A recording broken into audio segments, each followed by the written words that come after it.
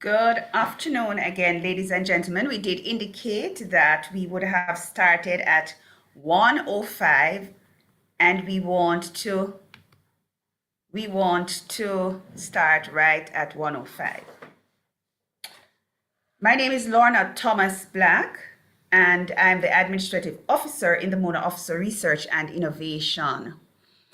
Welcome to today's webinar entitled Overview of the Research on the Mona Campus 2019 to 2021, Overcoming Challenges during the COVID-19 Pandemic. Overview of the Research on the Mona Campus 2019 to 2021, Overcoming Challenges during the COVID-19 Pandemic. Our principal, Professor Dale Weber, is unavoidably absent today. However, he has acknowledged the importance of this webinar and has prepared a pre-recorded greeting, which will be shared after the introduction.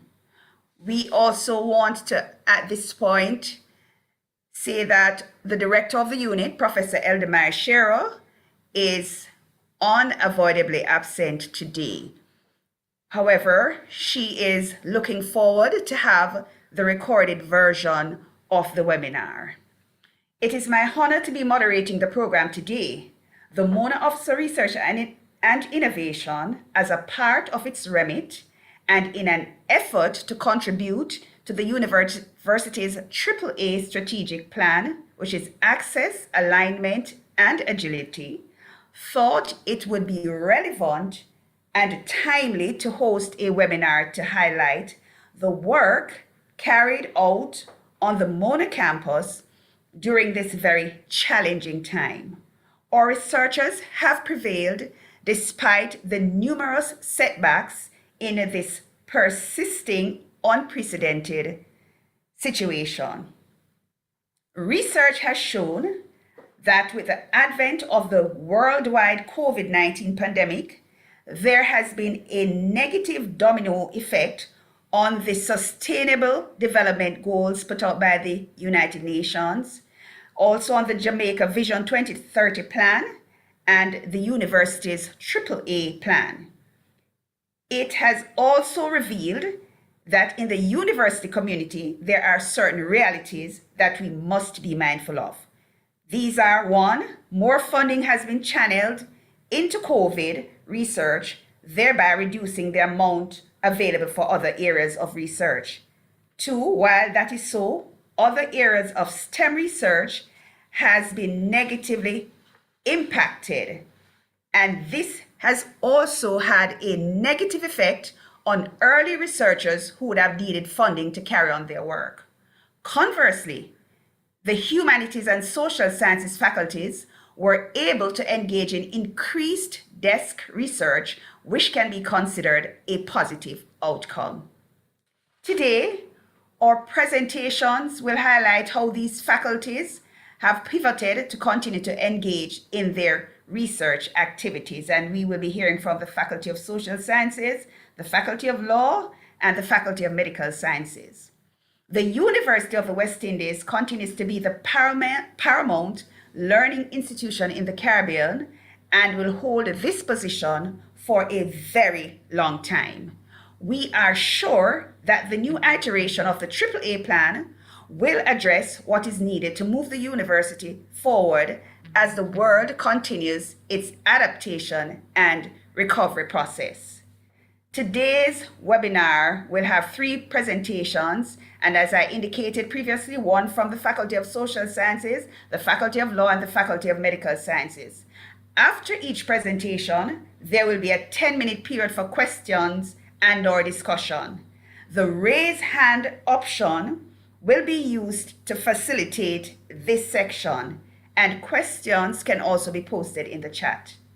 We are confident that this will be a very useful webinar for all participants and hope that your colleague researchers will be motivated and encouraged, resulting in an increase in collaborative research among the various research groups. We will now hear the pre-recorded message sent by our principal, Professor Dale Weber. Dr. Pamela McLaughlin, Head of the MONA Office for Research and Innovation, colleagues, members of academic staff, members of administrative staff, and any students who may be joining. Ladies and gentlemen, good afternoon. It is my pleasure to be a part of this opening portion of the overview of research on the MONA campus 2019 to 2021, Overcoming Challenges During COVID-19 Pandemic, two-day webinar. I'm extremely pleased because you all know that I was brought to the university and I grew in the university in research. And it has pained me to see the last 2 years of COVID impacted research. However, you all have risen to the challenge.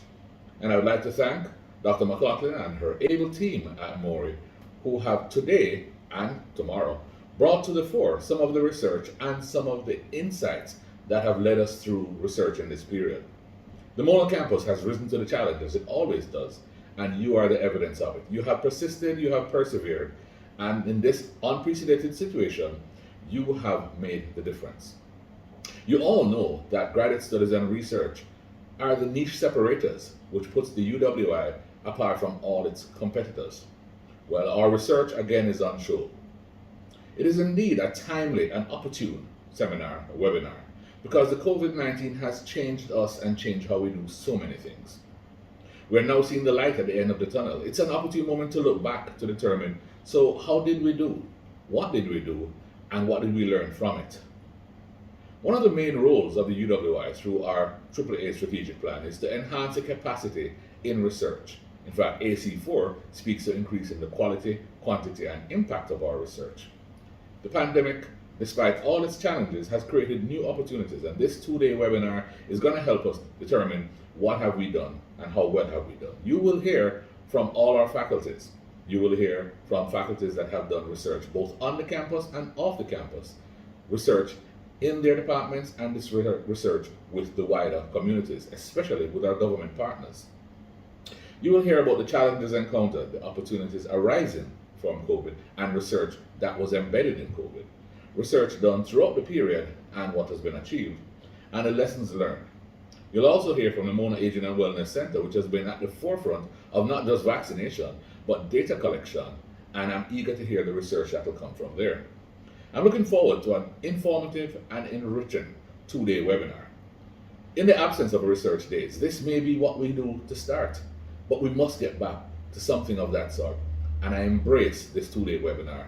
Overview of research on the MONA campus 2019 to 2021, overcoming the challenges of COVID-19 pandemic. We've done it, now we must demonstrate it. Thank you. Thank you to our principal for endorsing this webinar, which we know will be quite useful. We are going to be jumping right into our first presentation, and that presentation will be coming to us from Dr. Delroy Shevers, the Deputy Dean, Graduate Studies and Research from the Faculty of Social Sciences. I am going to tell you a little about Dr. Shevers before he makes his presentation. Dr. Delroy Shevers is a Senior Lecturer of Operations Management and Information Systems at the University of the West Indies, MONA. He is the Associate Dean of Graduate Studies and Research in the Faculty of Social Sciences. He holds a PhD in Information Systems from the University of the West Indies. His research interests are software process improvement, information systems quality and success, project management and operations sustainability. He will be presenting an overview of the research output in the Faculty of Social Sciences during the COVID-19 pandemic. Dr. Shevers, over to you. Thank you very much. Ms. Thomas Black. I will be sharing my slides, so I'm going to ask you to be patient while I share my slides.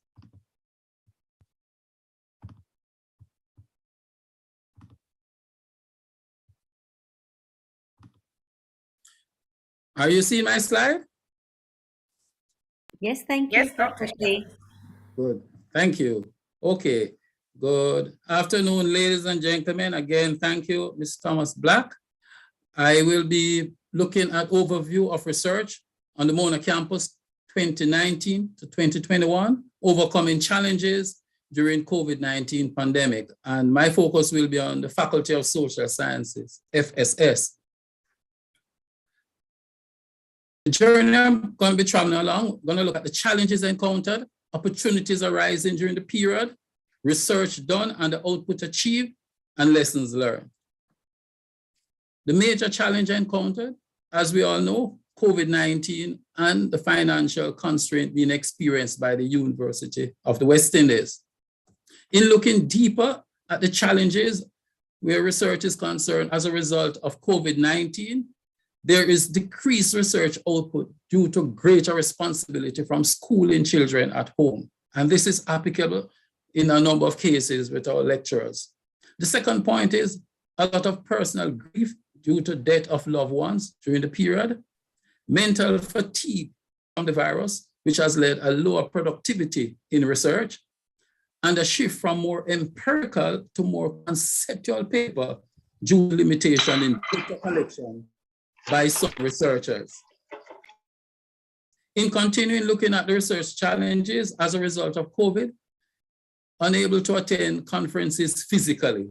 A lot of us like to go to conference physically and have that personal touch and that interaction. Difficulty conducting focus group or interview sessions.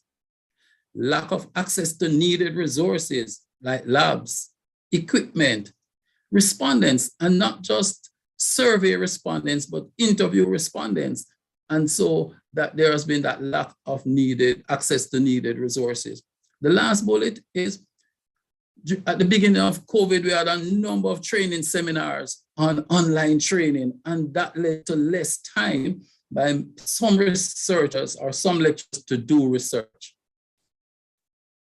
In looking at research challenges as a result of financial constraint, we have had the suspension of the New Initiative Grant, where a lot of us would use that to go to conferences and pay hotel fare and airfare and hotel accommodation, etc. Then there's also suspension of research days. I heard the principal refer to this being maybe a beginning of that process of starting our research days. But in looking at the opportunities, even though we don't have the New Initiative Grant opportunity, right, we can seek funding from UI's R&P grant. Many of us as researchers and lecturers here on campus, we feel that R&P is just for students, but R&P is here also for us as lecturers. And there have been evidence where lecturers in my faculty have benefited from R&P just recently. The second point is we can seek funding by an overseas research grant proposal. We now have faculty research focal point, and this was established by Mori. And in our faculty, FSS, our representative is Mrs. Francesca Lloyd-McDavid. This is a wonderful opportunity for us to now try and seek funding from overseas grants. And then collaborative research is much, much more cost effective because we're operating virtually now. There is ease of formation of research clusters with overseas scholars, and there's greater access to conference at lower cost, again, because conferences now are virtual, and these are some opportunities. In continuing, I would like to look at the alignment between our FSS research reach vision and UIIA AAA strategy. The alignment of our reach vision is in alignment with the AAA strategy. The R in reach vision means realizing impact through research. And this is in alignment with objective AC4 in our AAA strategy, which is improving the quality, quantity, and impact of research, innovation, and publication. At this point, I'd like to share with you our FSS research initiative and the output we have achieved. I'm going to treat 2019 to 2020 year one and 2020 to 2021, year 2. In looking at books and book chapters, in year 1, we had 16 plus, and in year 2, 15 plus. And I say plus because some of our research are underreported. They are not reported in some instances. And that's why you see I have the plus sign. In looking at journal articles, in year 1, we had 18 and 25. With respect to conference proceedings, 13 in year 1 and 25 in year 2. And all of these book chapters, books, journal article, conference proceedings have been done, all lecturers, all researchers in all the departments within the faculty.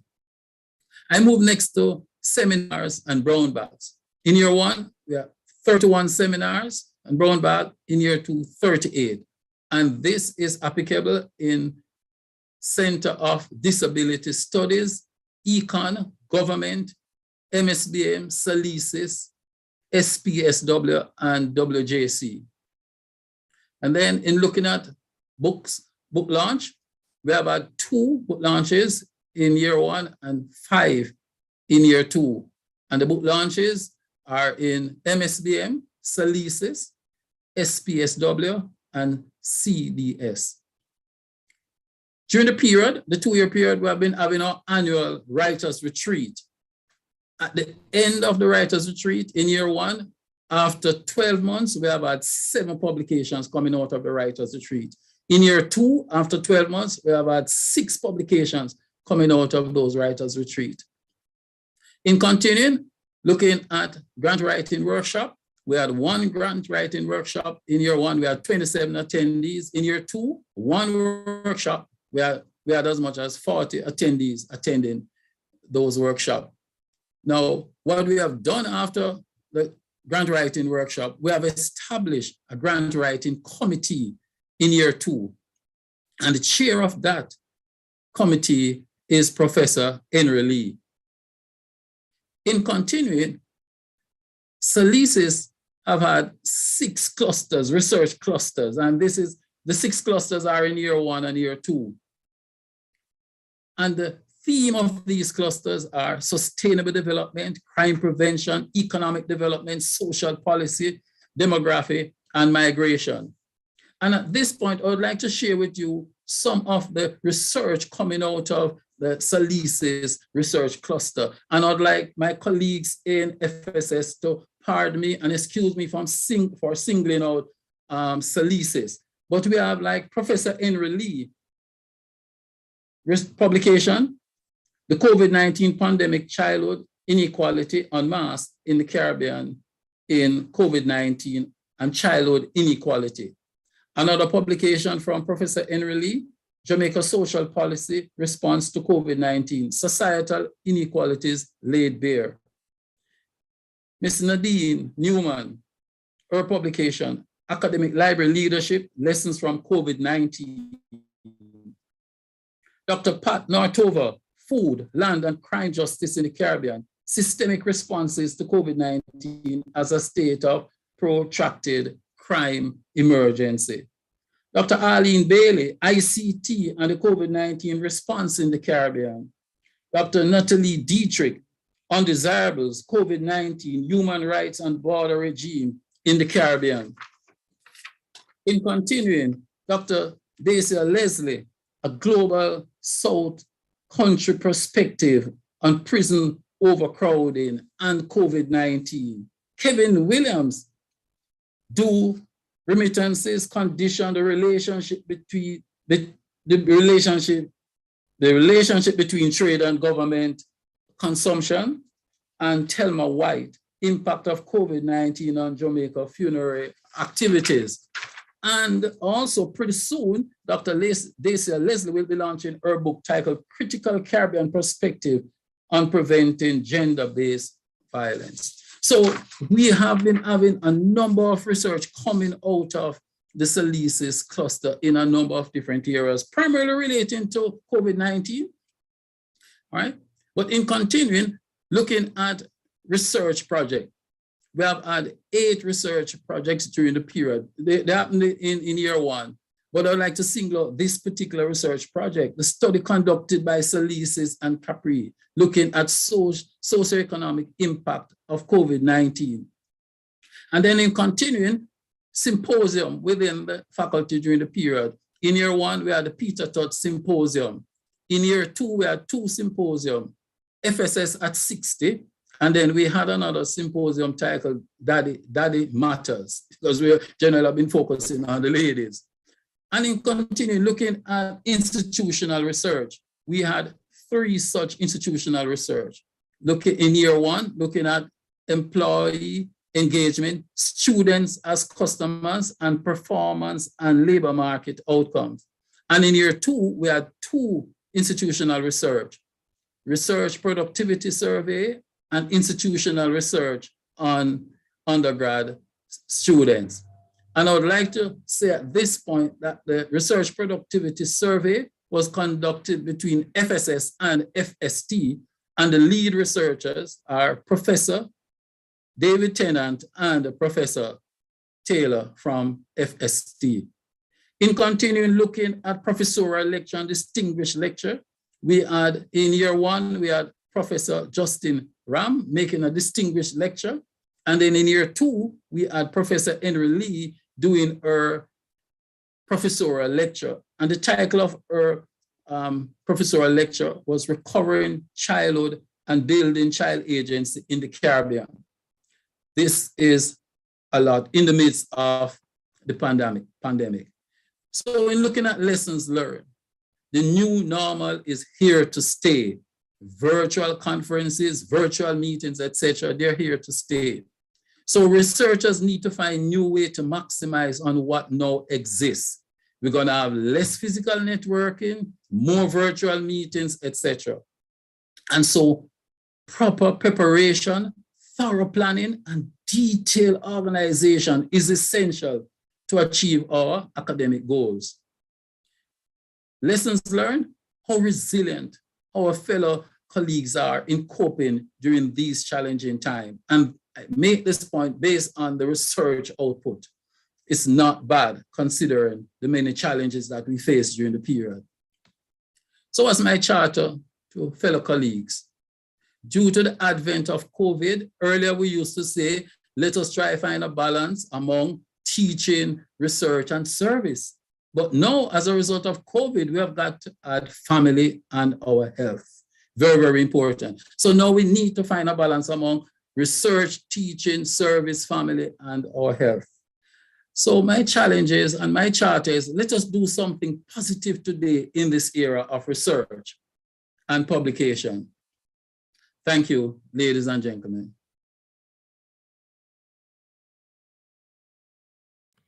Thank you, Dr. Shevers, for that very concise and enlightening research. Some of the points that we are taking away, you pointed out some of the major challenges, finance, and the negative fallout in terms of death, mental fatigue, and the nature of how research is done, and lack of access to needed resources.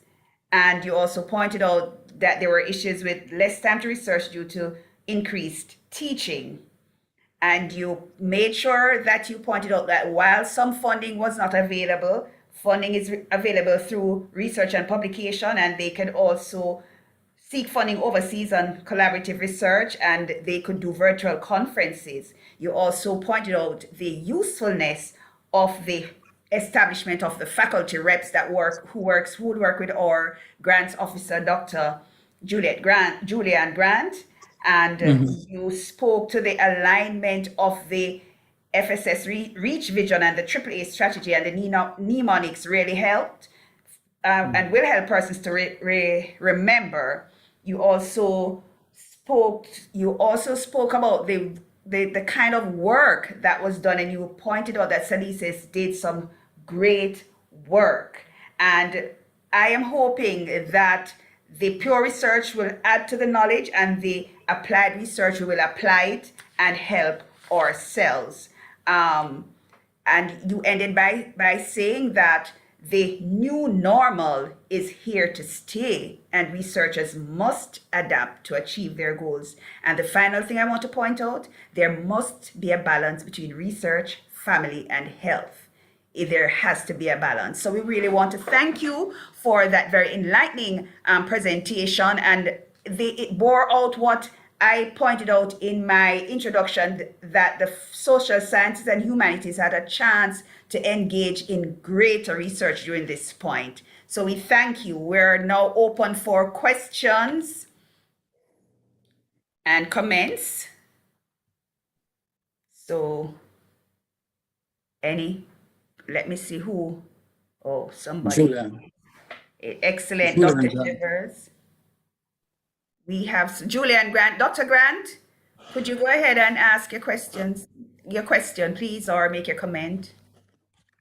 Okay, good afternoon. Thank everyone. Thanks, Dr. Shivers, for that enlightening presentation. It was really, really very helpful. But I'm curious to know, in terms of the data that you presented for what occurred during COVID, how does that compare to what was happening pre-COVID? Good.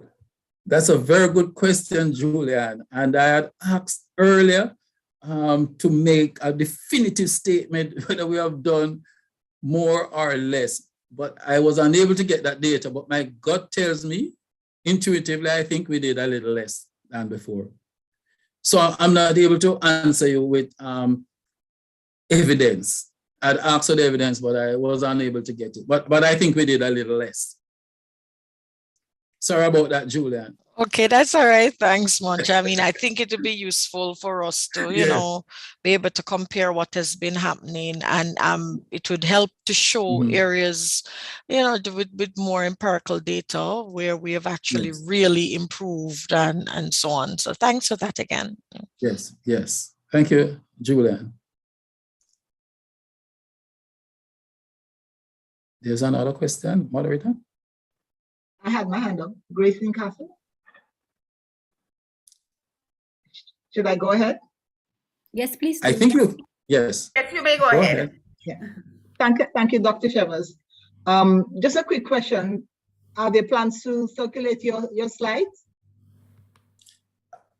Maury would have to answer that question. I'm okay with that. But Maury, can someone answer that question? I can take that question. As long as you're willing to share, Dr. Shivers, we're more than happy to share with the participants. Yes, I'm willing to share. Thank you both. Good. Are there any more questions? I'm trying to see. Comments. We're waiting for 1 minute. If we do not have any more questions or comments, I'm not seeing any raised hands, we will close this presentation and move on to the presentation from the faculty of Dr. McLaughlin. She has her hand raised. Dr. McLaughlin, would you like to ask? Please. Okay, go ahead. Thank you, Mrs. Thomas Black, and thank you so very much, Dr. Shivers, for your wonderful presentation. I would like to get some more information about the Writers' Retreat. Is it that it has only been held 2 years, or is it just that in these 2 years, the reporting that you've done is in these 2 years? Yes, good question. The reporting that I've done is within the 2 years. So far, we have had 3 Writers' Retreat. Okay, so sorry, go ahead. Go ahead. Yes, no, go ahead. I was asking a follow-on question. Is it that you have, how should I say, templated this format to share with other faculties? Have you interacted or collaborated with other faculties during these Writers' Retreats? Yes. I've shared the template with FST and willing to share the template with any faculty. But because we have shared it, and we're willing to share it. Right, it seems to be productive, and you've had enough cycles, you know, to troubleshoot. So I think that would be a good initiative for other faculties to join you on if they don't currently have such activities. Right. I would like to share a little bit about the Writers' Retreat. With the Writers' Retreat, what we have researchers and we have professors in residence. And those professors are physically at the venue with us or virtually. The first year they were physical, the second and third year they were virtual because of COVID.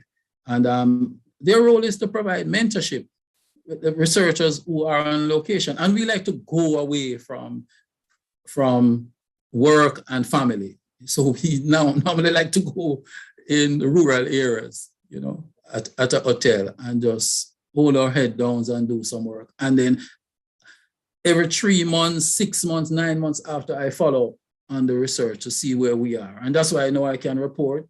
In year 1, we had 7 publications, and the 7 is real. And in year 2, it's 6 publications, whether they are conference proceeding, journal articles, book chapter, or book.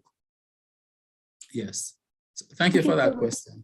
Thank you, Dr. Shivers. Excellent initiative, commendable. Thank you.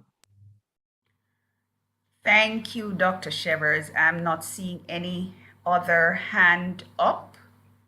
So we want to say a big thank you to Dr. Shivers for his presentation. We will now take Thank you.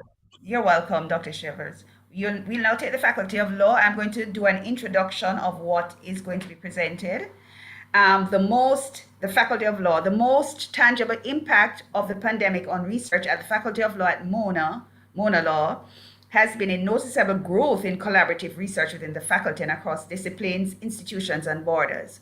Mona Law has used the opportunities for virtual collaboration to build new networks, increase the quality and quantity of its research outputs, strengthen innovation, and bring external funding to the UE. Notwithstanding the pandemic, the academic staff has continued to produce a wide diversity of legal scholarship relevant to national, regional, and global developments in books, articles, technical reports, and popular publications. Importantly, since March 2020, several Mona Law academics have conducted research related to the pandemic and published same in recently published books, law journals, newspaper articles, and key resources. The faculty presentation is being made by Ms. Tracy Robinson, their Deputy Dean for Research. Over to you, Ms. Robinson. Thank you so much, Mrs. Thomas Black. Welcome to colleagues from around the university and students and others who may be joining. I wanted to begin by saying a little bit, and let me turn to the slideshow setup. Thanks. To just begin by saying something about Mona Law. We have had a long presence on the Mona campus since legal education started in the region in 1970, but a much more vibrant and larger presence since 2012.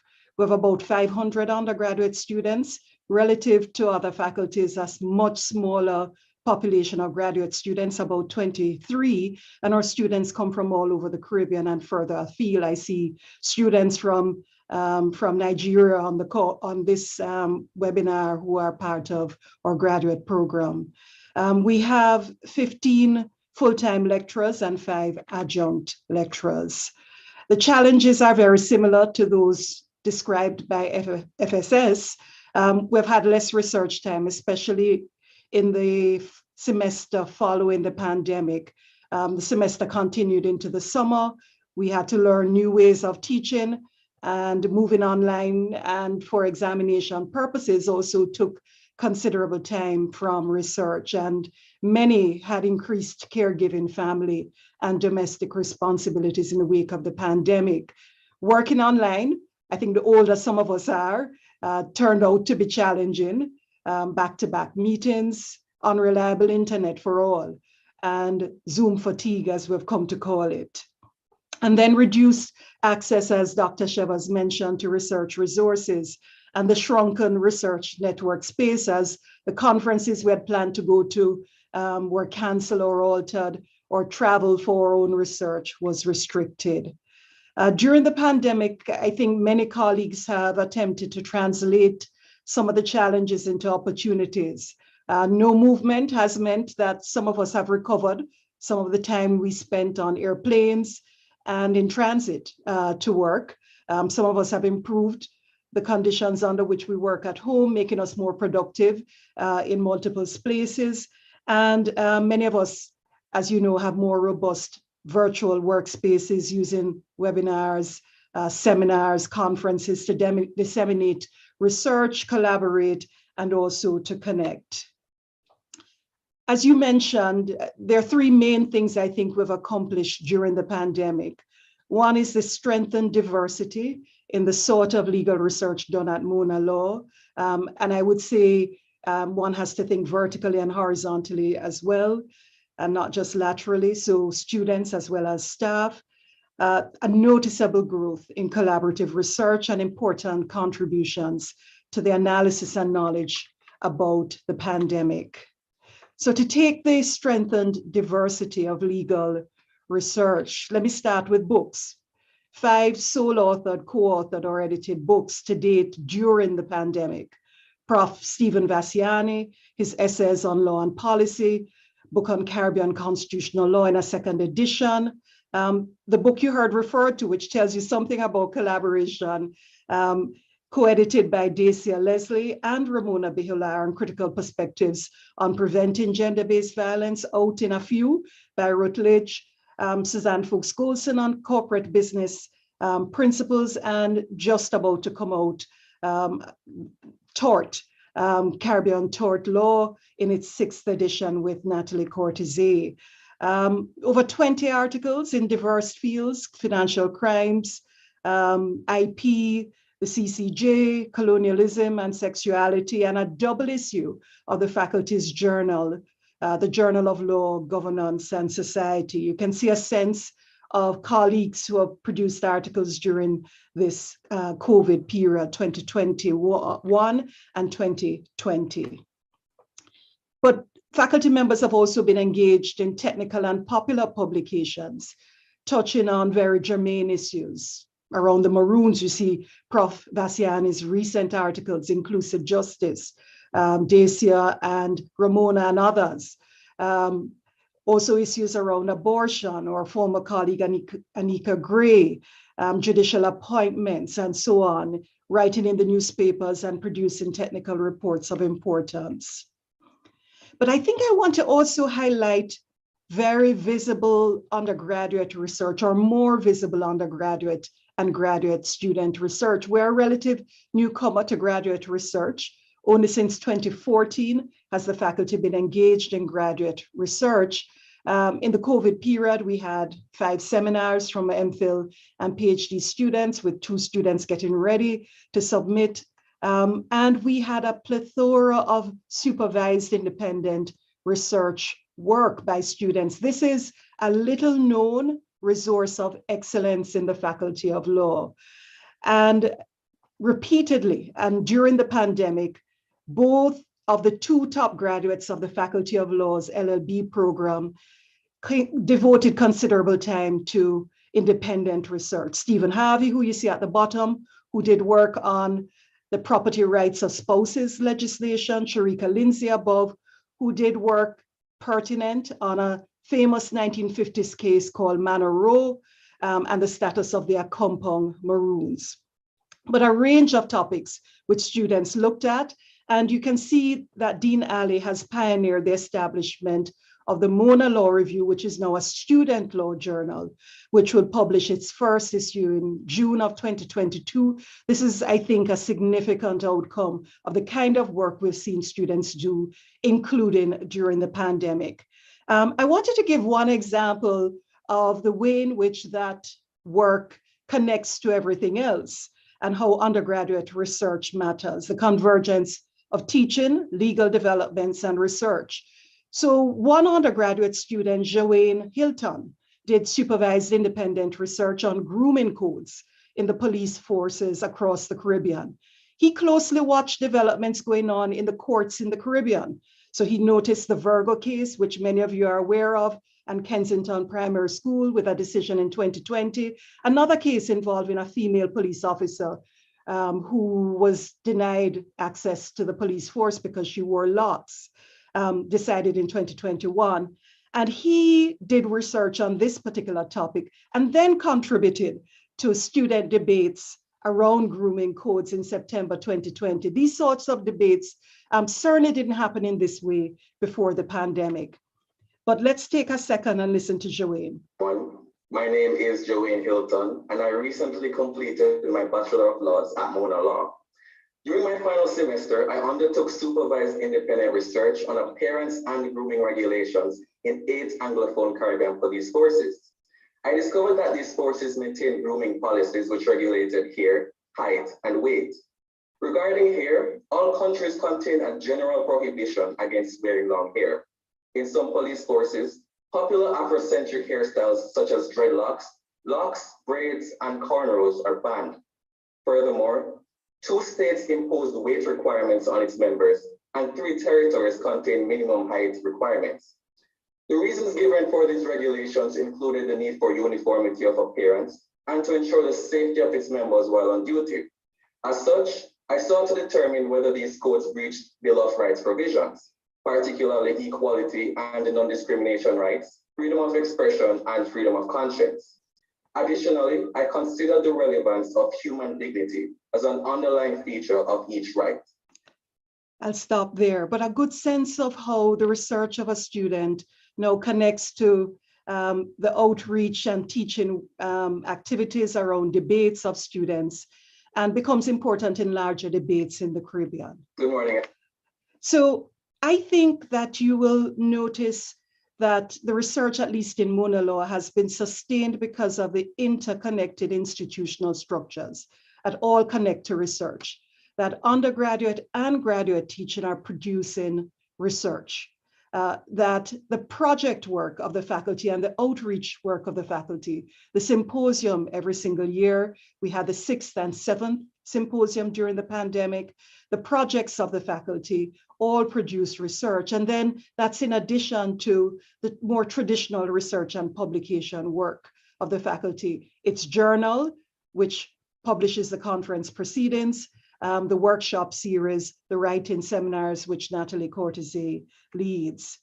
So the second main area is a noticeable shift in collaboration. And I think this has produced greater innovation. Think of Cortese's work on geographical indicators and creative artificial intelligence during the pandemic. It has produced more interdisciplinary and intradisciplinary research.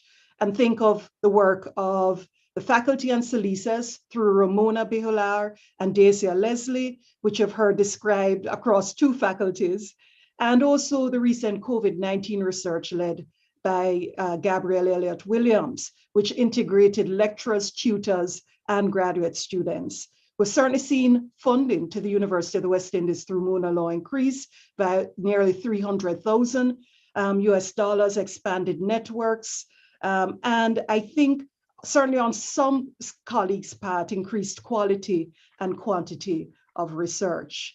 And so here are my 3 exemplars. Of course, many in the faculty, I think, have had enormous increases and notable outputs during this period, but I wanted to give 3 examples of collaborative research at Mona Law. Dr. Ramona Bejular, senior lecturer, who designed with Dacia Leslie, research fellow at Salises, an interdisciplinary project on the gender dimensions of violence prevention, which during the COVID period saw a 2-day seminar with colleagues from all over the world.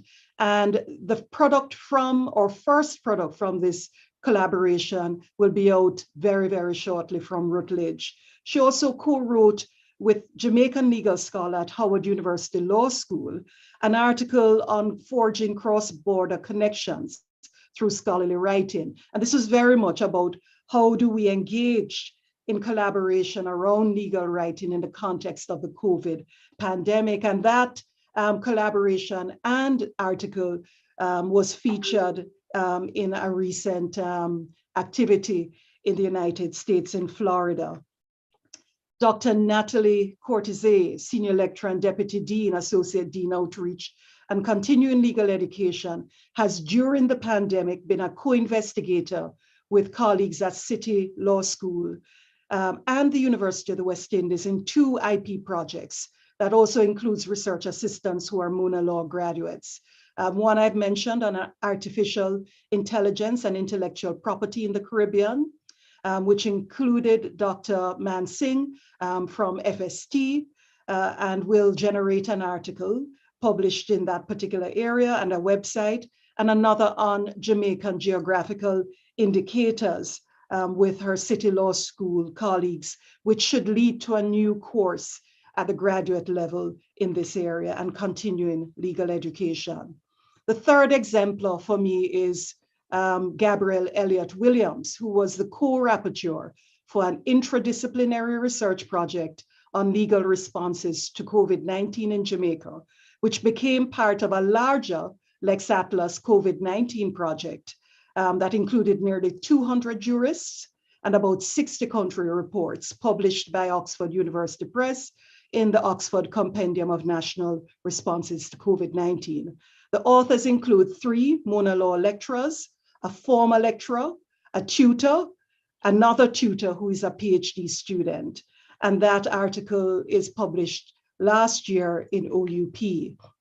And then finally, the third important result we have noticed is that there has been important research related to the COVID-19 pandemic on a variety of topics: legal education, dispute resolution, constitutional law, vaccine policies. Very much started by Ramona Bihalar with a discussion early in the pandemic in May 2020 around the public and private law perspectives on COVID-19, but followed up with significant research activities by colleagues throughout the 2 years. So some lessons learned. The timing matters. When? That the currency of the research, the relevance of the research matters. We see that all the more now in COVID during the pandemic. How? We've certainly learned that collaborative research aids innovation and can improve the quality and quantity of our research and should be encouraged. I have to say, law is a late comer to collaborative research, and this may be an important development for us in learning the significance and value of collaborative research. I think given the disparate impact of the pandemic on researchers who are caregivers, this may be one way in which some researchers remain productive through the joint labor of other researchers and working together with others. So that's the how, the who. We have learned that both graduate and undergraduate student research matters to the research profile of our institution and need to be actively strengthened and developed.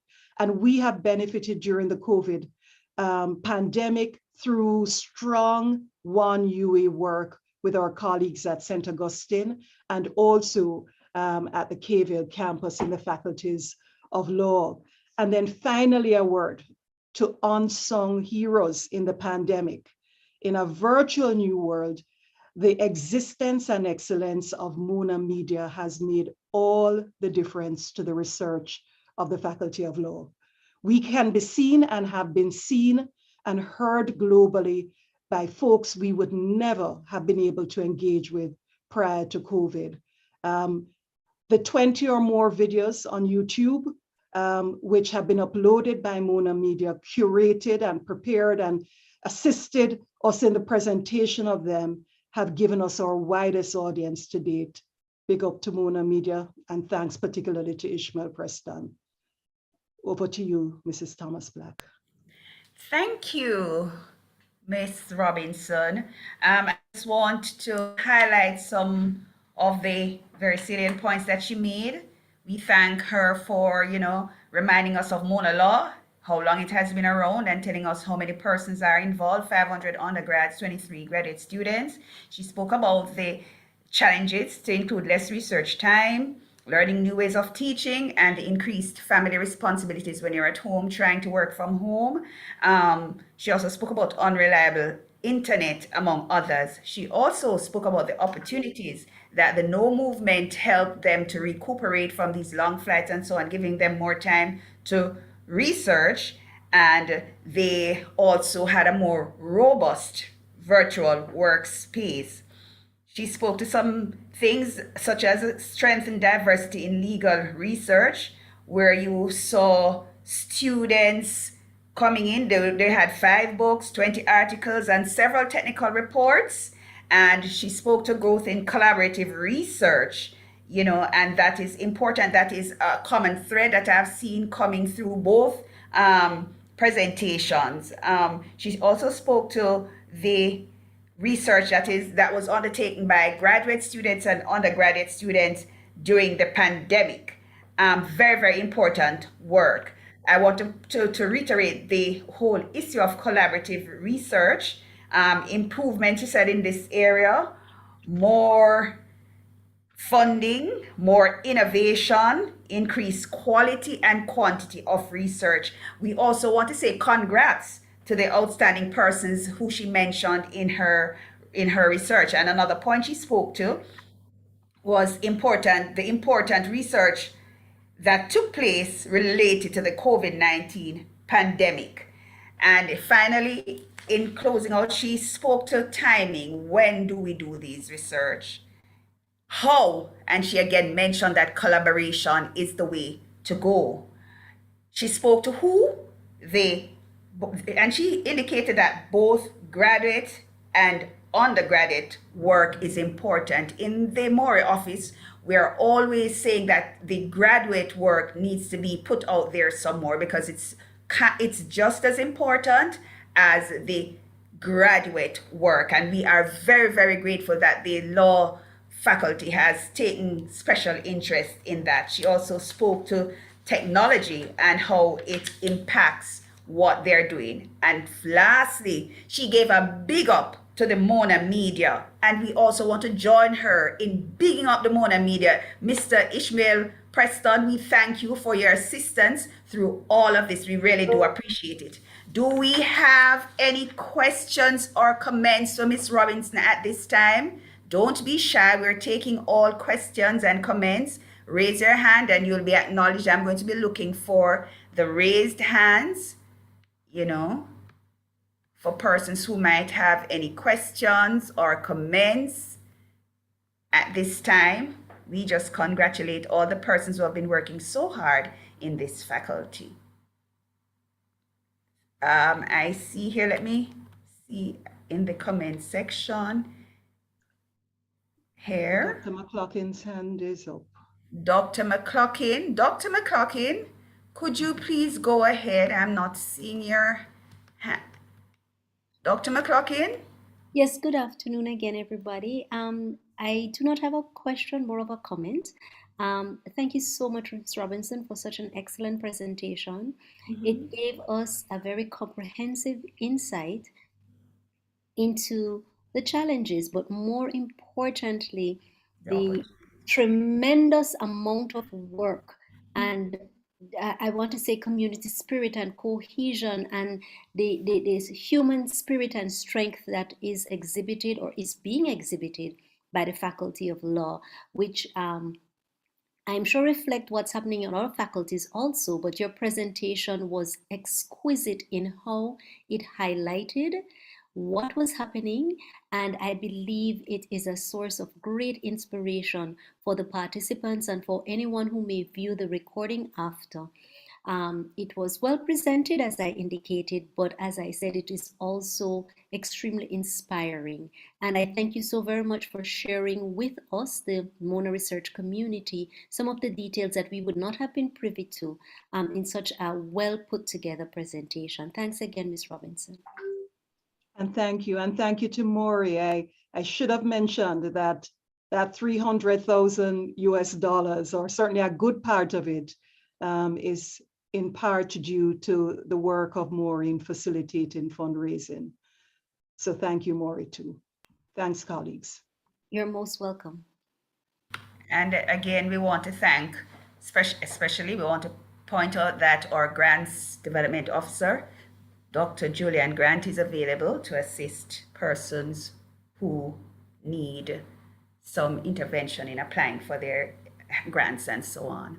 All right, if we have no more questions or comments at this time, we're doing well on time. We are going to take the presentation from the faculty of Medical Sciences. I am going to do an introduction and then the presenter will come in to speak. The Faculty of Medical Sciences has embarked on a functional transformation of the research enterprise housed in the newly established Clinical Trials Research Unit under the leadership of Professor Marvin Reed, Deputy Dean Research. This development represents a new strategic direction for the research portfolio aimed at strengthening the research capacity of the Faculty of Medical Sciences, with a revision and build out of new structures, processes, and a new service platform. A key component of the transformation is the development of a robust mentorship arm to foster the development of the next generation of researchers, enabling the sustainability of the Faculty of Medical Sciences Research Enterprise. Today, presenting on behalf of the Faculty of Medical Sciences is Dr. Jasneth Mullings. Dr. Mullings, please take the floor. Thank you. Thank you, and good afternoon to colleagues. Thank you to Maury, Mrs. Thomas Black. I'll just go ahead and share my screen. Okay, I think I have to be enabled to share my screen. I'm getting a message to that effect.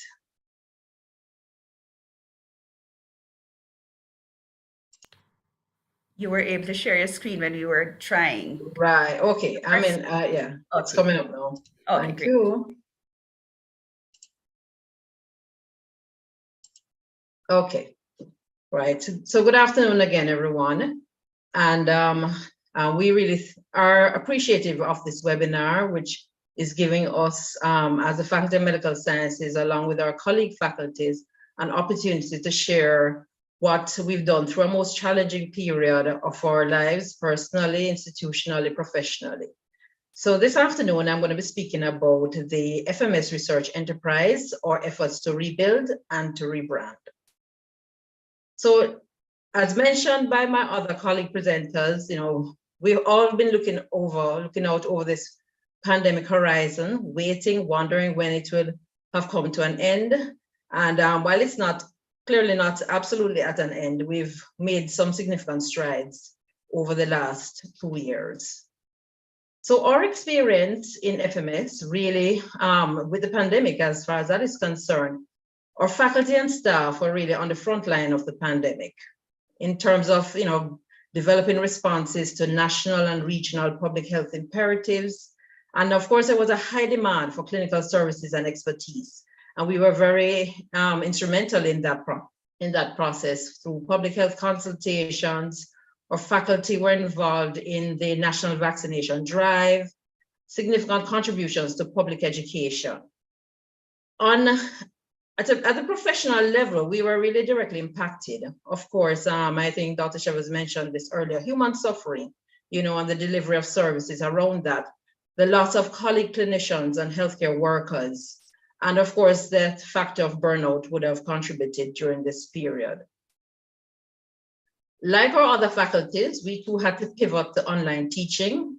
We have a substantial body of student clinicians, and you know, we have to note the challenges in terms of coordinating the clinical experience whilst managing exposure, teaching and maintaining clinical skills during a pandemic. Those were some of the upfront challenges for us. In the area of research, we, like in other areas and jurisdictions, would have had some limitations in data collection activity during the pandemic. You know, you really couldn't go into the clinical space to collect data as we would normally have. But we will note that we had some emergence of new opportunities, and I'll discuss those in a little bit. And we also utilize this period to revision our FMS Research Enterprise, and I'll share some details on that further on in the presentation. So I want to share what research we've done between 2020 and 2021. Of note, I will share for the latter period, I will share some of the types of studies that we've been doing. We haven't completed the collation of the data for 2021. Some of this is just coming up. So I'll share for 2020 that this is what our or research output would have been for 2020, end of that academic year. 152 journal articles, 147 presentations at conferences or scientific meetings, 12 book chapters, 6 technical reports, and 2 complete books. In 2021, as a result of COVID, there were some new research opportunities, and I'd like to share those with you. So I've described, I'm categorizing these as COVID-19 themed research opportunities in teaching. And we start with medical education. So here are 2 examples of publications for 2021, looking at an assessment of the online learning readiness and perceived stress among first-year medical students during the COVID-19 pandemic. So what was an issue in terms of delivery, making online delivery happen during COVID-19? Many of our colleague faculty members produced papers on these issues as a result of COVID-19. So the second one, as an example, looks at emergency remote teaching and learning and evaluating how that went from the student's perspective.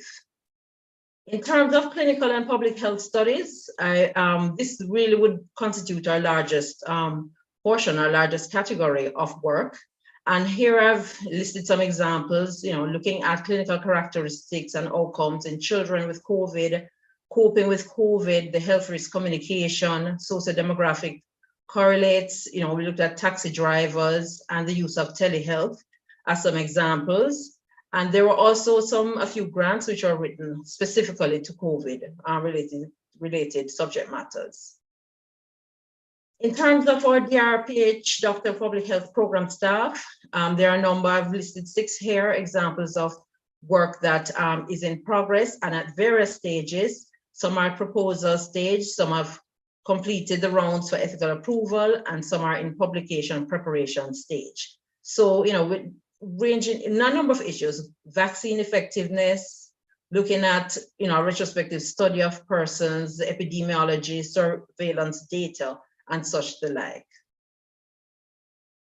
I also thought it's important for us to highlight some of our public service opportunities. So many persons would have may have been aware of the medical students who were instrumental in manning the national COVID-19 hotline.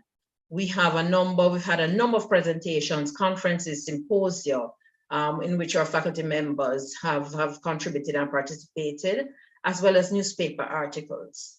So there are a number of opportunities which have emerged in the public service space for us in the FMS. What I will spend the remaining portion of the presentation discussing is how we've rebranded our research operations. Again, the period proved opportune for us to do this, to do a review of our operations and see where we needed to go next.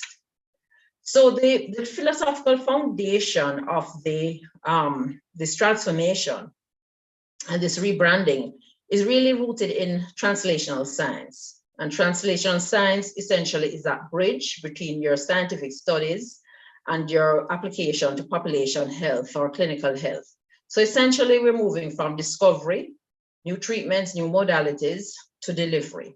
And in the translational research pathway, that essentially means that you're starting at your basic research end, your bench and lab work and some clinical research end, moving all the way to the bedside, translating all those findings, those knowledge, that discovery to the bedside where they're going to be translated into practical applications.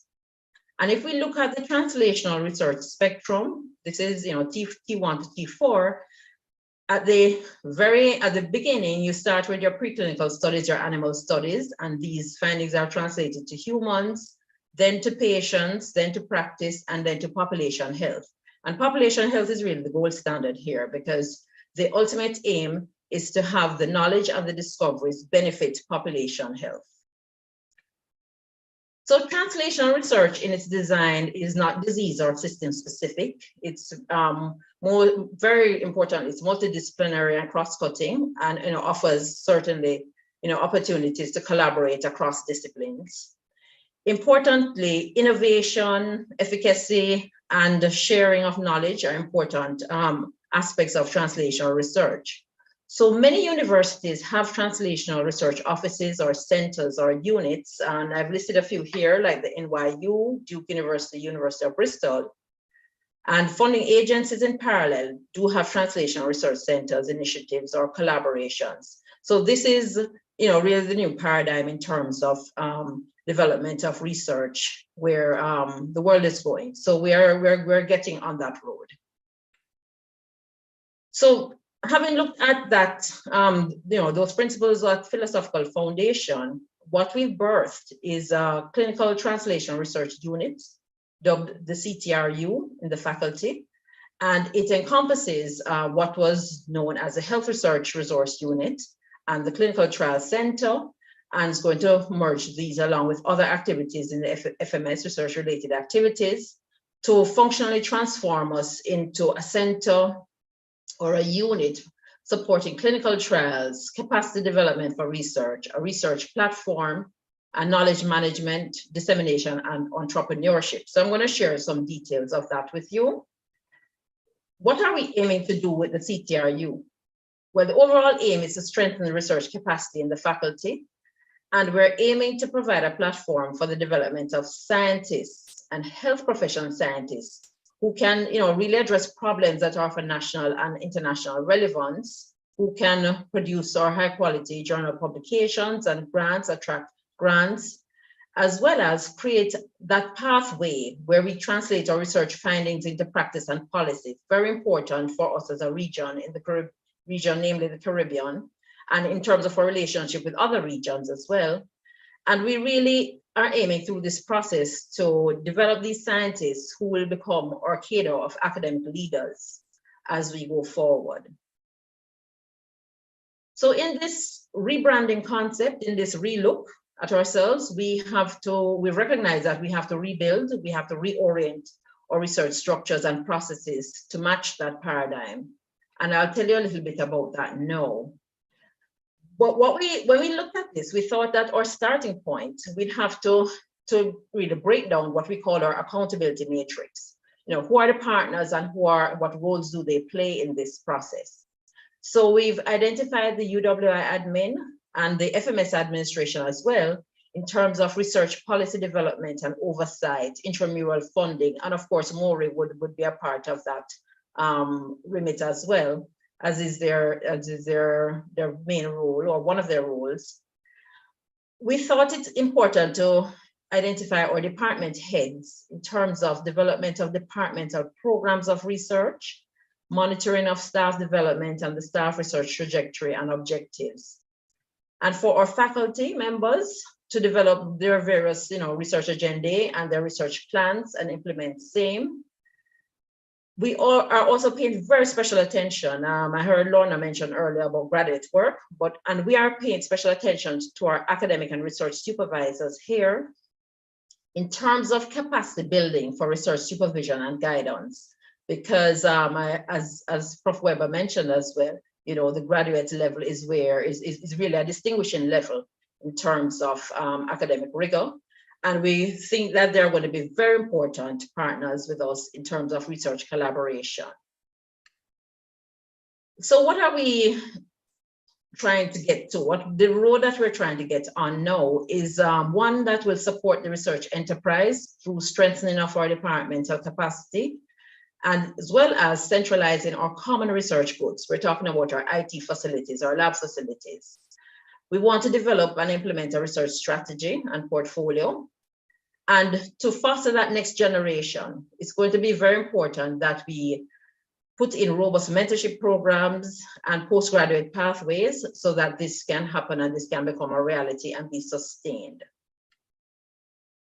So this is what our service platform looks like. This is what we're proposing as our new way forward, that the CTRU will be engaged in a number of areas. Firstly, consultations and technical reviews from protocols, from grants, clinical trials, etc., as well as supporting research capacity training through postgraduate pathways, research supervision, and for our faculty as well. Our research platform for the lab core, the biorepositories, the IT, those are important functional areas. And then as well, or knowledge dissemination, knowledge management and dissemination, translating research to policy and practice, and knowledge sharing. That's very important for us. I want to highlight this particular aspect in terms of grant reviews, because what we're working on is a methodology to strengthen the process, the internal process that is. Now, there are four main levels that we're focusing on. One, an administrative review, where we look at, persons we faculty may be in dialogue with or, considering submitting an application. We want to ensure that that administrative review looks at capacity for the implementation of the grant, regulatory compliance issues. It has head of department support, so heads of departments are knowledgeable of what's happening within their departments, and it's consistent with policy in the faculty as well as the UWI. Of course, the technical review will look at the methodology, design, etc., as well as legal and risk assessment reviews. These are important, and financial reviews. And this process, what we're building out is that this will be an internal process which will predate a submission to MORI. And the grant plan, or the aim here, is that we will do these reviews in-house, and this review process will help to strengthen the university's grant application process and mitigate any risks to the university, to individuals as well. So we're working along with MORI in this area. Also want to share with you our focal areas for research capacity building. I mentioned postgraduate training earlier. In terms of grants, in terms of research fellowships, that's what we're looking at for in that area. Or research supervisors to strengthen capacity building for those, that group, as well as our research mentors. And we're looking at mentors within departments, within the wider UWI, and external to the UWI as well.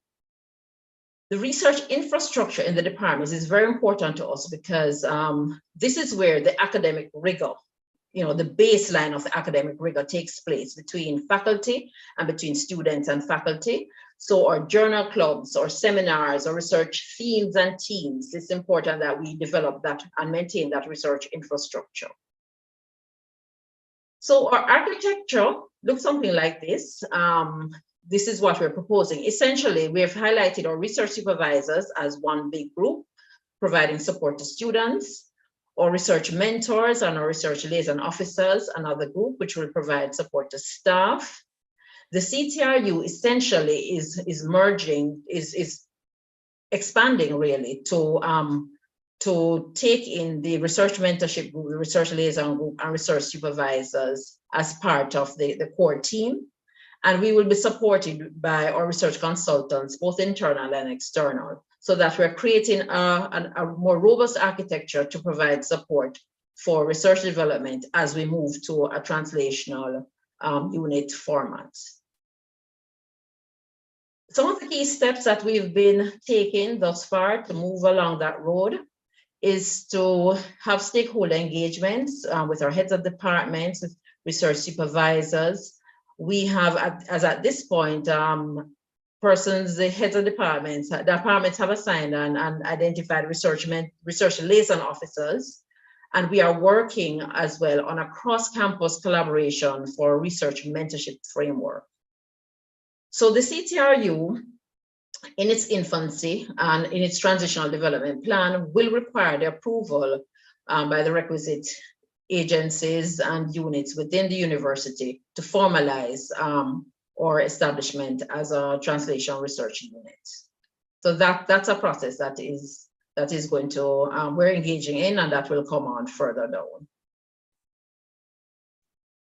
I want to just highlight here the research liaison officers. As I mentioned before, at the departmental level, we're really working on strengthening what's happening there so that the research infrastructure, the research structures, such as our journal clubs or research seminars, where those may need to be reestablished or supported, that this is going to be an important part of the activity, as well as a needs assessment and a research skills inventory. What we want to get an idea of is, within departments, where resources exist, where particular talents and expertise exist, and where needs exist, and to be able to map needs with resources. And as well, we want to move to a tracking system. And this is, of course, going to be very important at the heads of department level in collaboration with department teams to be able to track, develop more robust tracking systems for the work that is going on in research, develop a database and maintain same, and also look at opportunities for commercial viability and patentability. So all of this will fold, we expect will fold into a wider strategic plan at the departmental level, because as you know, when we get to the faculty level, it's really a bottom-up approach. It will help to support the monitoring and evaluation. And of course, our documentation and reporting is going to be very important in the process. I'm going to share with you some lessons in the rebuilding process, because as you know, as I said before, we're moving to a new platform of our research translational unit. We really have to look at new processes and to re-engage and to do things differently.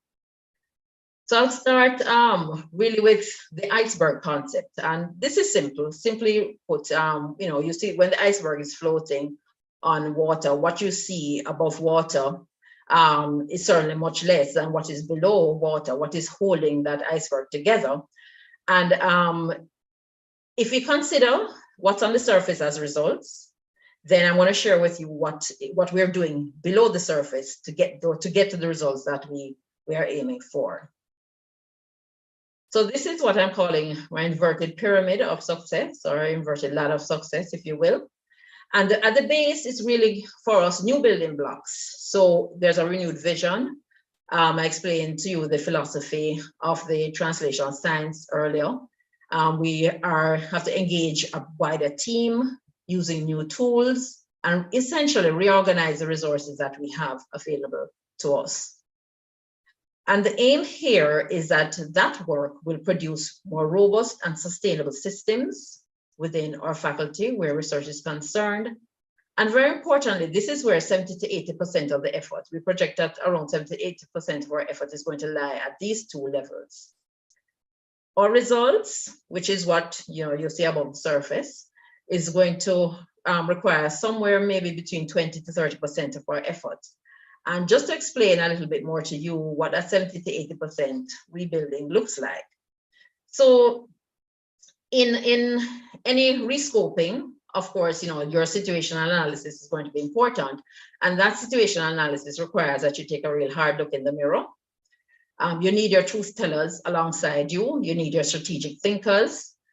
We have to be able to make informed and timely decisions. Be committed to the process, be persistent, be consistent, and it's going to take, of course, a lot of courage because we're turning another corner, we're taking another level of the road. And we do recognize that, this will take us some time to build out everything and get it functional, but we've started the process. In terms of results and maintaining results, which is where the estimated 20 to 30% of the effort will lie, we have to observe the processes, continuously observe the processes, do our environmental scans, because change is always on the horizon and we have to monitor for that. Document the results that we're receiving or we're seeing, do our SWOT analyses as we go along, tweak where necessary, and to record the lessons that we've learned because we're going to have to revisit the building phase from time to time and make the changes and adjustments that are needed. So effort and success, there's a linear relationship, as many persons, many quotes suggest. There are no so-called secrets, it's work. The strength of the effort is the measure of the results. Dr. Dreamer says, the level path is easy, but you're not going to get to the mountaintop if you're continuously walking the level path. And Gloria Pitzer puts it in her own words that, without the only thing that doesn't require any effort, that comes to you naturally, is old age, as she says. So we think that this is a value-added approach. And why do we think so?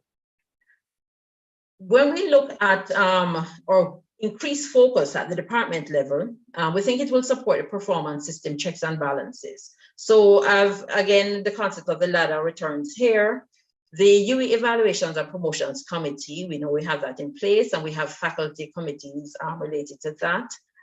we want to focus through this effort a lot of our work at the department level, at the individual level.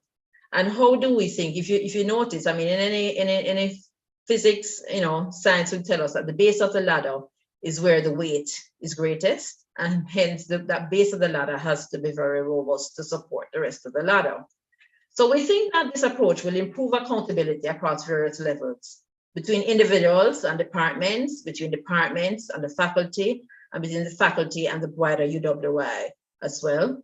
We think it will strengthen relationships across these various arms, because what we're really doing here is recognizing the departments as a research engine of the faculty. We want to systematize and streamline research activities and processes through this transformation process, provide a support system, as well as promote self-awareness and self-assessment.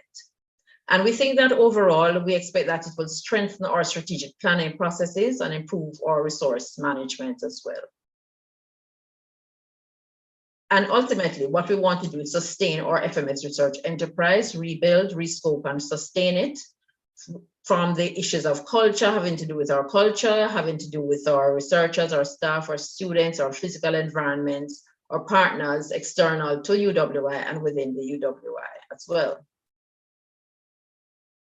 So in closing, I'd like to just share with you what the pandemic offered us. It offered us challenges and it offered us opportunities. And the challenges were to plan, to prepare, and to reboot. And for many of us, we had to learn or relearn new survival skills. And Dr. Robinson mentioned earlier the use of the internet, use of virtual platforms as well. We are similarly having had that experience. And it also challenged us to keep visioning, to look over the horizon. The opportunities it provided us were to introspect, to take a look at ourselves and to rescope and to reorganize. It also offered opportunities for new research areas, many of which COVID specific. And it also offered us the opportunity to establish new partnerships and to strengthen existing relationships. This is important for us because when Spencer Johnson wrote this, Who Moved My Cheese back in 1998, I mean, I don't think he imagined that 2022 or 2021, but importantly, the lessons here are that change happens and it's going to keep happening. He suggests that we anticipate change, monitor the change, adapt to change quickly, try to enjoy the process, because remember, again, we're going to spend 70 to 80% of our time in the process of getting to the results. And once we get to the results, we have to be ready to change again and enjoy it again and again. So I think, he's very adept in how he's described change, and we've gone through a major change over the last 2 years. But this too shall pass. As with many other challenges that the university and the world has faced, this too shall pass. And as COVID-19 becomes more on the endemic end of the spectrum as opposed to a pandemic, we have to be bold, we have to be courageous, we have to look into the future to see what changes are on the horizon and respond accordingly. And finally, I'd like to acknowledge the CTRU team headed by Professor Marvin Reed. Also acknowledge Ms. Janelle Goldburn, our admin officer, and Ms. Sharon Roberts, our administrative officer, our heads of departments, our faculty and staff, Professor Thame, our dean, and our research liaison officers who are within the departments. And that, as I indicated earlier, is where we're going to be having a major focus as we move towards transforming ourselves into a clinical translational research unit. Thank you, Mrs. Thomas Blatt. I hand over back to you. Okay, thank you, Dr. Mullins, for such an informative presentation. I just want to make some points on your presentation. So you said when you began, you outlined some of these challenges that you had in terms of faculty and staff on the front line. You said clinical teaching research, you had some issues there. Like every other faculty, there were challenges.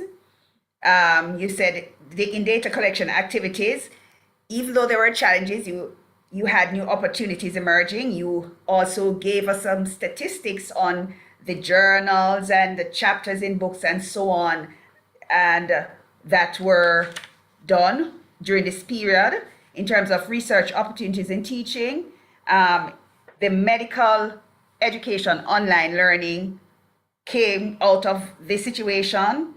In terms of clinical public health studies, a lot of work was done in that area, and you also received some grants.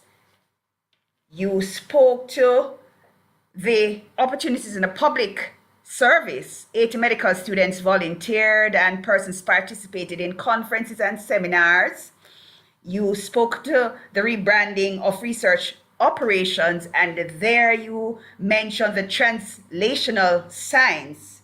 And you said that was moving from science to delivery, and that is a passion of mine. I always think about the research and then how we're going to apply it. So I'm happy that that is something that the faculty is zoning in on. I want to point out here that I know that we have had more than between 5 and 10 clinical trials that we registered out of the Faculty of Medical Science over the years. It's closer to 10, I believe. So, but this pandemic has given you a chance to formalize the arrangements by the birth of the CTRU. So you say basic research. Out of that, we're getting basic research to clinical trials. I also gleaned that you are looking, this unit is looking into more disciplinary / cross-cutting research. And your unit is also put together, the CTRU is put together to inform practice and policy of taking our research from basic research to clinical trials. You also spoke about the rebuilding, reorienting that had to take place. You're looking at the accountability matrix and the partners and the roles who will be involved. One of the outcomes that you're looking at is fostering development of the next generation of researchers, and I think that is very important. You also mentioned capacity building. We must be involved in that. And I want to point out here that all activities are important in the research process. You spoke to the whole issue of putting in place research liaison officers. And I want to say that this new thrust can only benefit humanity on a whole by, sustaining all the activities that are taking place in the Faculty of Medical Sciences. You ended again by looking at some other challenges. We need to plan, prepare, and reboot, learn or relearn new survival skills, and have new vision, rethinking, having new vision of the situation as they present themselves and the opportunities. You were given a chance to do some introspection. When I said you, the unit and the faculty at large, to reorganize, and new research areas were identified and new partnerships were formed. And the thing that I want to leave us with is that change is inevitable, and we have to learn to respond to change as they come. We want to thank you again for such an informative presentation. And we are opening the floor now to any questions, comments that persons may have, any clarification that you may need. One of the things that I want to say as I hand over the floor is that I am looking forward to more collaborative research between the FMS, FSS, the law, humanities, and education, to make it a more fulsome product. So thank you. Any questions, comments?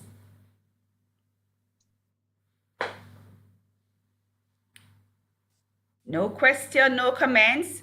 I'm going to turn over now to Dr. McLaughlin. She's going to find out if there are any more questions or comments, and after that, she will move the vote of thanks, give the closing arguments. Dr. McLaughlin? Oh, Dr. McLaughlin has a raised hand. Go ahead, Dr. McLaughlin. You can make your comments, ask your questions, if any. Dr. McLaughlin? Unmute. Okay. Dr. McLaughlin, I think you need to unmute if you're muted your mic because your hand is up, but we're not hearing you. Good afternoon, all. I'm sorry, Mrs. Thomas Black. For a moment, I was not able to unmute. I had to be enabled. Pardon the delay. Thank you so very much, Lorna. My raised hand I would like to deal with first. Dr. Mullins, thank you for a wonderful presentation, very informative, very exciting times for the Faculty of Medical Sciences as they regroup, reboot, rebrand, and move towards what is an admirable structure of both sustainability, accountability, and room for growth. Excellent presentation. Thank you so very much.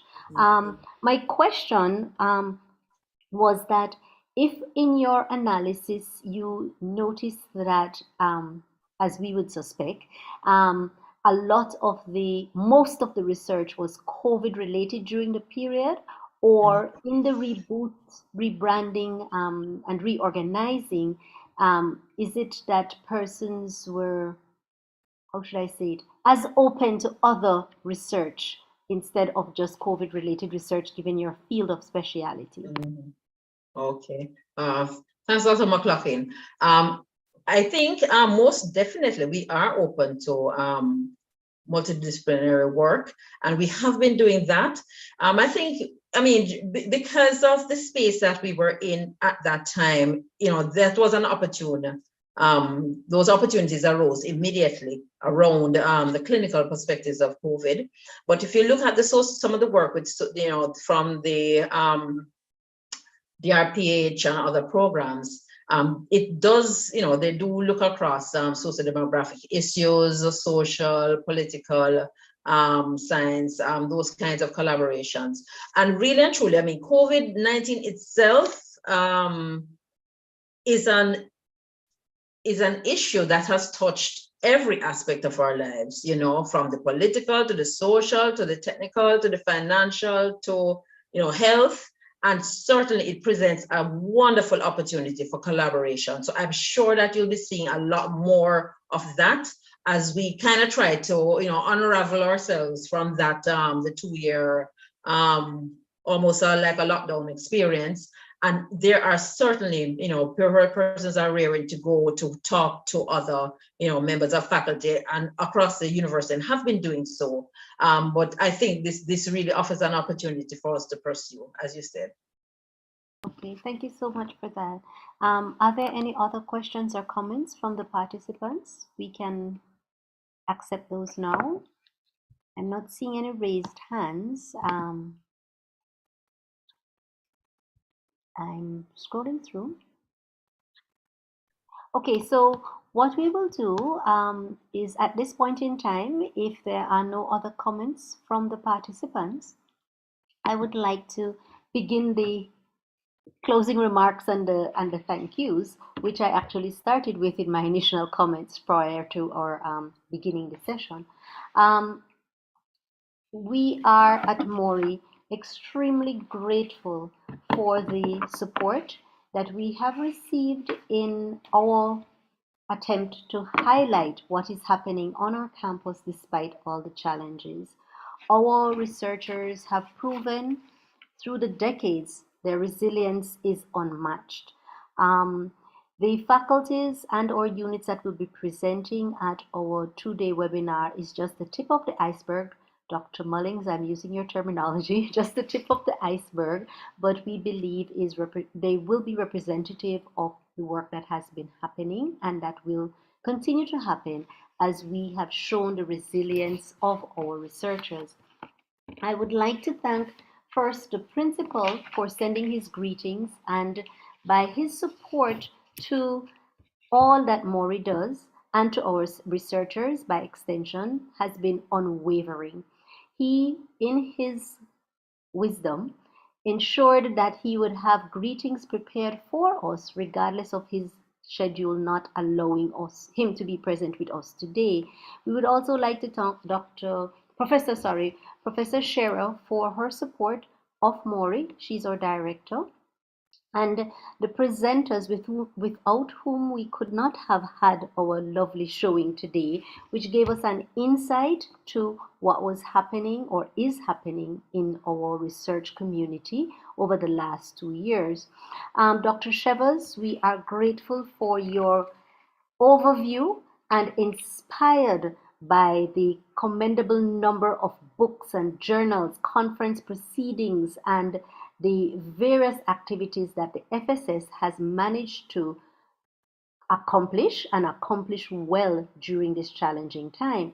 We pay particular note, as you know, I had a special interest in the Writers' Retreat, which was, I believe, a wonderful initiative, which obviously is very productive, and we wish you continued success with this venture, as well as the various collaborative efforts that you highlighted.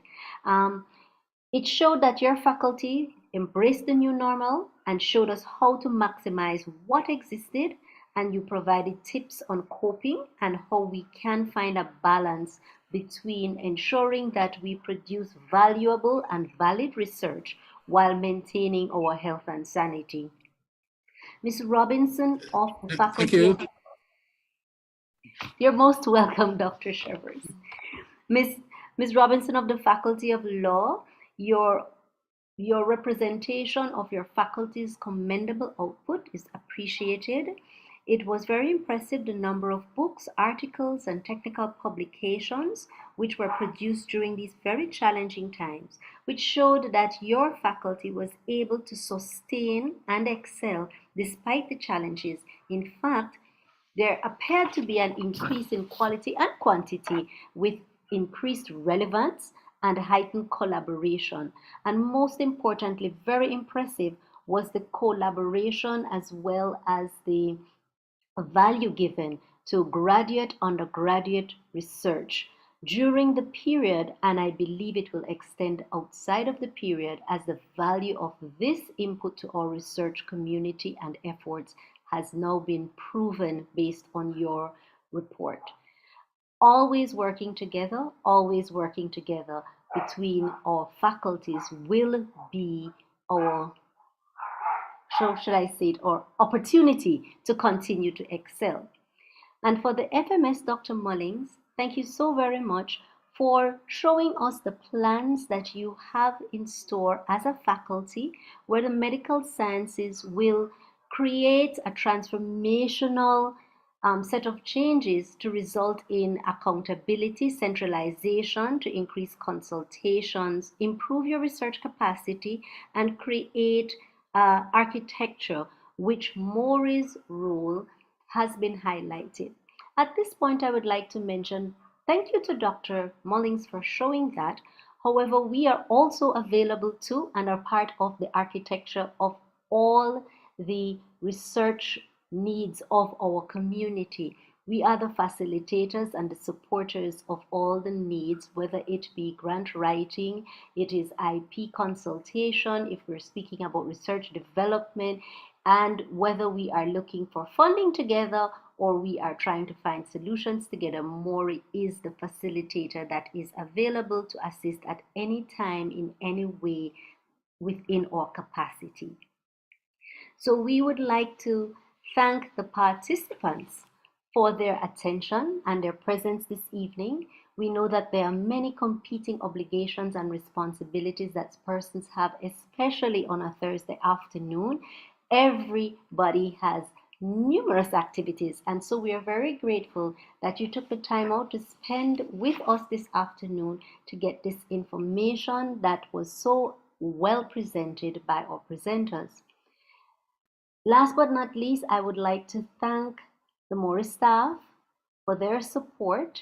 We would like to thank Mrs. Thomas Black for ably facilitating the afternoon and guiding us through the program flawlessly. Now, today would not have been possible without the support of MITS. Our team at MITS has always supported Maury at the drop of a hat, very willingly and very ably. And I will not be able to leave without saying a special thank you to Mr. Ishmael Preston and his team, Ms. Spence, and anybody else who I have not called your name. Please know that our appreciation is just as great.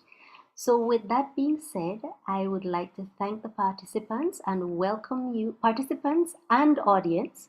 I would like to welcome you also to join us in our second day of this presentation, which is March 3rd, same time, 1 p.m. to 3:30 p.m., and where we will have some other presentations from remaining faculties.